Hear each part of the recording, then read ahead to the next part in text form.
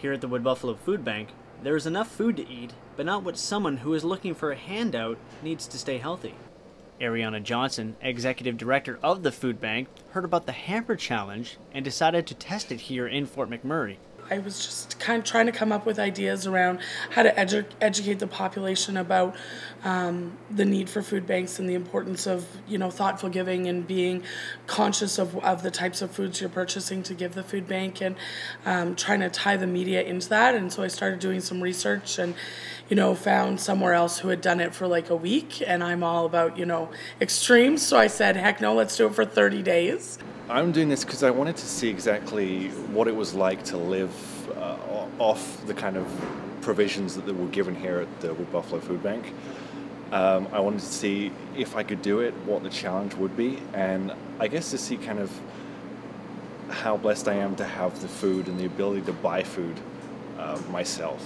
What I've learned is probably the most valuable thing is to donate cash, because what they can then use with that cash is to go to the wholesalers to buy fresh vegetables or whatever they need, rather than just what we think they need. I'm taking the Food Hamper Challenge basically to understand what it is like to be limited to the food that a single individual would receive from a food hamper, and how that affects and impacts your day-to-day living. I don't eat a lot of processed and canned foods. I eat a lot of fresh foods if at all possible, and there is very little fresh food in this diet, which is a concern. 2 of the 4 participants are still involved with the challenge. Jerry Neville and his wife Jen had to stop, but learned valuable lessons and had great input. I had to stop for health reasons. A lot of it is so high in sodium that my blood pressure was rising a lot. I also had a lot of digestive problems and just couldn't continue with it. It's really hard when you have the choice. I mean, we take a lot of this for granted, what we get to eat every day, and not everybody has the luxury of being able to choose what they want. And I have a whole new respect for anybody that has to rely on a service like the food bank. The very first thing I do is put in a walk-in fridge so they would be able to provide their people with some nutritious food and not stuff that's all out of a can and salted and preserved. That's the first thing I do. The second thing I do is try to educate the public as to what to donate to the food bank, because there's lots of stuff that's here. Like, there's no sense in donating Toblerone chocolate bars. Like, what are they going to do with Toblerone chocolate bars?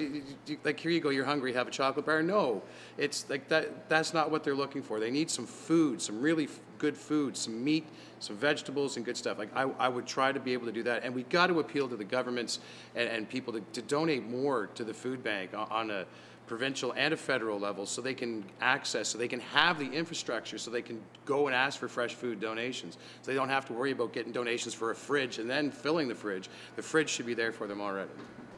The consensus of the group is fresher food is better than canned and preserved meals. Ariana has worked on getting a fridge and freezer, and it seems she has succeeded in purchasing these items. We have a company that has agreed to donate all the labor, and we recently secured the funds to purchase a walk-in fridge and freezer, which will give us the ability to accept more perishable items and purchase perishable items on a larger scale. Getting your meal from a food bank hamper isn't always the healthiest way to eat, but hopefully after these challenges, word can spread to other communities that people need more than just the can of ravioli or box of Kraft dinner, and more healthier choices such as fruit, vegetables, or fresh meat. For Shaw TV, I'm Craig Momney.